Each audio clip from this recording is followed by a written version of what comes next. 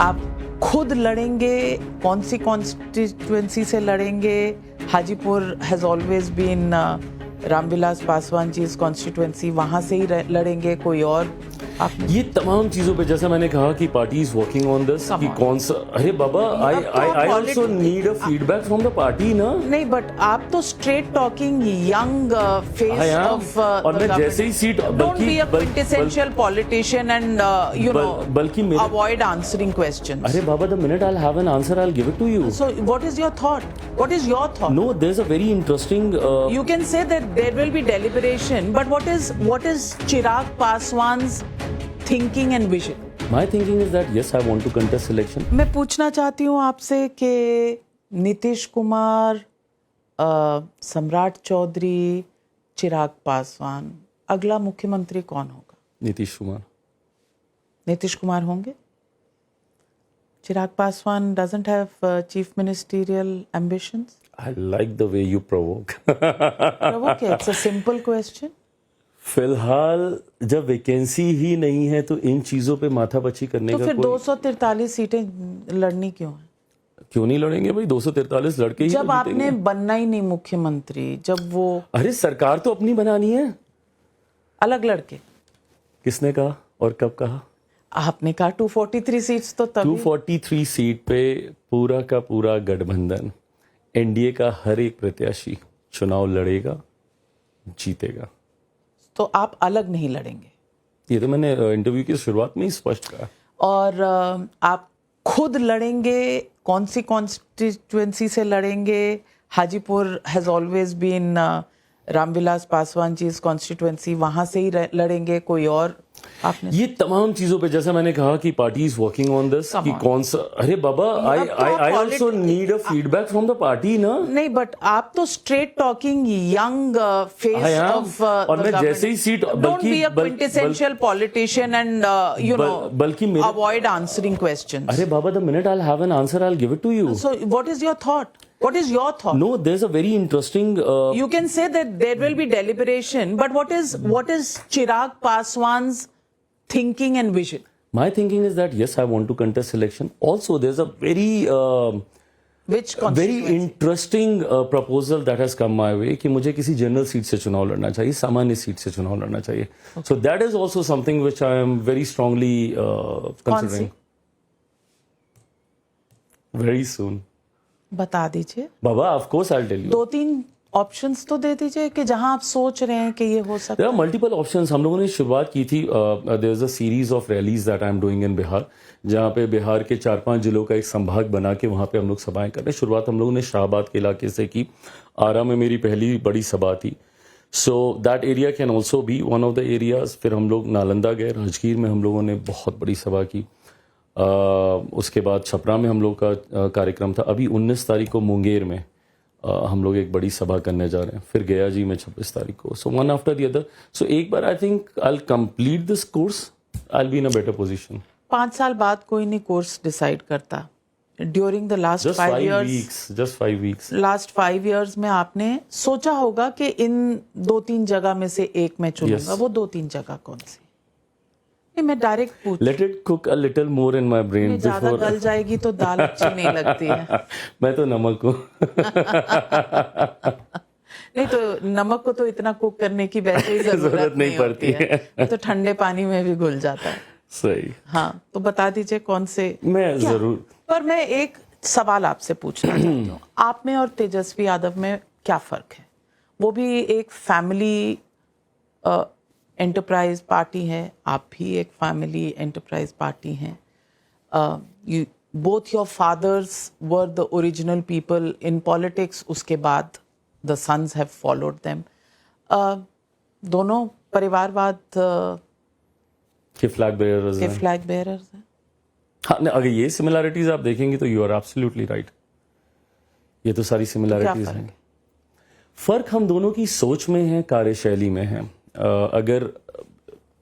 अगर if you don't boil down everything just to being nepo kids, और मैं ये मानता हूँ, मैं ईमानदारी से मानता हूँ नाविका जी कि किसी बड़े व्यक्तित्व का बेटा या बेटी होना आपका सौभाग्य हो सकता है, आपकी काबिलियत नहीं. ऐसे में जब आपने मेरा और मेरे छोटे भाई का जिक्र किया, दोनों की सोच में मुझे एक बहुत बड़ा डिफरेंस दिखता है। I still think that my younger brother Tejashwi, वो अभी भी बहुत कंजर्वेटिव स्टाइल ऑफ पॉलिटिक्स करते हैं। वो अभी भी बहुत जात पात धर्म मजहब की, मैं 14 करोड़ बिहारियों की बात करता हूँ। मैं बिहार में अमीरी गरीबी के गैप को मैं ज़्यादा देखता हूँ। मेरे लिए चिंता उन गरीबों को लेकर होती है जो और गरीब होते जा रहे हैं। मेरे लिए चिंता उन पलायन किए हुए बिहारियों की होती है जो 2-2 3-3 पीढ़ी से बिहार से बाहर रहने को मजबूर हैं। पलायन रोकना तो एक तरफ की बात है, मैं रिवर्स माइग्रेशन की सोच के साथ में आगे बढ़ता हूँ। मेरे पास एक क्लियर विजन है, बिहार फर्स्ट, बिहारी फर्स्ट की मैं बात करता हूँ। आप बिहार की कोई एक समस्या मुझे बताएं, मैं आपको उसके समाधान में बताऊंगा, क्योंकि मैंने इतना काम किया है बिहार की समस्या पे, बाढ़ सुखाड़ की हो, रेवेन्यू जनरेशन की हो, किसानों की लेकर हो, शिक्षा स्वास्थ्य को लेकर हो। I have worked on these details concerning the difficulties address by Bihar and Biharis. तो ये सोच का फर्क है। तेजस्वी जी में मुझे और अभी भी आप दिखता जिस है सरकार कि को सपोर्ट कर रहे हैं पिछले 15 सालों से, तो वही सरकार है, तो ये सब डिलीवर ही नहीं कर पाई। नहीं कर पाई। तो अब आप इसका क्यों भी मैं support कारण कर रहे हो? बताता हूँ, इसका भी मैं कारण बताता हूँ। आज जब मेरे प्रधानमंत्री बोलते हैं, शुरू में नहीं इतना समझ में आता था, पर आज समझ में आता है डबल इंजन की सरकार के लाभ क्या होते हैं। उत्तर प्रदेश जैसे राज्य में हम लोगों को पिछले देखने 11 को साल मिला। से डबल इंजन है। नहीं बाबा, 11 साल से कोई डबल इंजन की सरकार नहीं है। हम लोग के बिहार की आयरनी ही यही रही है कि हम लोगों के बिहार में विरोधाभास की सरकारें नहीं हैं। जब केंद्र में यूपीए की सरकार होती थी तो बिहार में एनडीए की सरकार थी। 2005 में जब एनडीए की सरकार बनी, जब नीतीश कुमार जी मुख्यमंत्री बने, तो 2005 से लेकर 2014 तक केंद्र में यूपीए की सरकार और बिहार में एनडीए की सरकार। जैसे ही केंद्र में एनडीए की सरकार बनी तो 2015 में मुख्यमंत्री जी राजद के साथ जाके महागठबंधन की सरकार बन गई। तो ऐसे में वो विरोधाभास की सरकारें ऑन अ स्ट्रेच 27 साल तक मेरे राज्य में विरोधाभास की सरकारें थी। अब उसमें होता क्या, केंद्र सरकार की योजनाएं राज्य सरकार धरातल पर नहीं उतारती, राज्य सरकार की परियोजनाओं को केंद्र सरकार स्वीकृति नहीं देती। अब लाभ मैं आपको बताता हूं, एक साल में जब मैंने कहा कि 7 बार तो मेरे आप कह रहे हैं- प्रधानमंत्री, 7 नहीं, बार तो मेरे आप कह रहे हैं, प्रधानमंत्री, बहुत इंपॉर्टेंट पॉइंट है। हाँ। तो आप कह रहे हैं कि सेंट्रल गवर्नमेंट ऑपोजिशन स्टेट्स को न्याय नहीं देती। मैंने इस बात का अनुभव यूपीए की सरकार के दौरान मैंने जरूर किया है। एनडीए वो 10 साल जब बिहार में एनडीए की सरकार थी और जब हम लोग मांग करते थे, और जब केंद्र में जब एनडीए की सरकार आई है, तो मैंने देखा है उसका लाभ। और अब तो जब दोनों जगह एक सोच वाली सरकारें हैं, देखिए let's be very honest, federal structure है हमारी कंट्री का, और फेडरल स्ट्रक्चर में ये विरोधाभास होते हैं। What do you think about तेज प्रताप?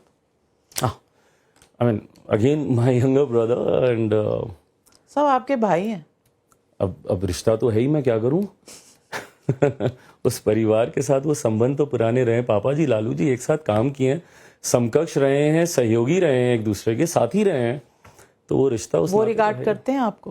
हाँ, वो परिवार आपका रिगार्ड करता है? मैं जरूर ये मानना चाहूंगा, मेरे लिए लालू जी बहुत आदरणीय है, राबड़ी जी मेरी माँ है, मैंने हमेशा इस बात को माना है। मैं आपसे ये भी पूछना चाहती हूँ कि प्रशांत किशोर एक बड़ा फैक्टर हैं बिहार के चुनाव में। आपको लगता है कि ये पहली बार ऐसा होगा कि त्रिकोणीय कॉम्बैट होगा वहाँ पर बिहार में, और प्रशांत किशोर फैक्टर बनेंगे? जितना मैं बिहार और बिहारियों को मैं समझ पाया हूँ, और साथ ही में मैं पर्सनल अनुभव भी इसमें डालूंगा, क्योंकि 2020 में कहीं ना कहीं मैं इस भूमिका में था, और मैं ये मानता हूँ कि इवेंचुअली जब वोटिंग का दिन करीब आता है और मतदान हो रहा होता है, तो चुनाव बाइपोलर हो जाता है। बिहार में मैंने इस बात को मैंने अनुभव किया है। बिहार और बिहारी इतने जागरूक हैं और अपना मत वो कतई बर्बाद नहीं होने देना चाहते, तो इवेंचुअली चुनाव बाइपोलर हो जाता है। Having said that, Prashant ji मेरे पुराने और करीबी मित्रों में से एक हैं, और जिस तरीके की सोच के साथ वो राजनीति में आए हैं, मैं उसका जरूर स्वागत करता हूं। Again there somebody who is talking beyond the caste lines and region and religional lines, so which is very welcoming. मैं पूछना चाहती हूँ, तेजस्वी जी आपके भाई कह रहे हैं कि बिहार को स्कॉटलैंड बना देंगे, यू बिलीव? 15 साल Brotherhood also has its limitations. 15 साल उनके परिवार के पास ही बिहार था। Both his parents had the opportunity to govern the state, और अगर वो उस वक्त चाहते, इस सोच को वो धरातल पर उतार सकते थे। तकलीफ मुझे इस बात की है कि उस वक्त उन्होंने नौकरियों के बदले ज़मीन लेने का काम किया। तो ऐसे में अगर आप ये सोच रखते हैं, अच्छी बात है, होनी भी चाहिए। जब तक आप बड़ी सोच नहीं रखेंगे तो आप कैसे उसको अचीव करेंगे। बट फिर रोड मैप क्या है आपके पास, कैसे आप वहाँ तक पहुँचेंगे? क्या है आपके पास बिहार में रेवेन्यू जनरेशन करने की सोच, या प्रति व्यक्ति आय को बढ़ाने के लिए पर कैपिटा इनकम कैसे आप इंक्रीज करेंगे? इन सब चीज़ों को लेके, इंडस्ट्रियलाइजेशन को लेके या बेटर एजुकेशन सिस्टम को लेके क्या पॉलिसीज़ हैं, किन चीज़ों पे आप काम कर रही हैं, ये तो आपने कभी आज तक साझा किया ही नहीं।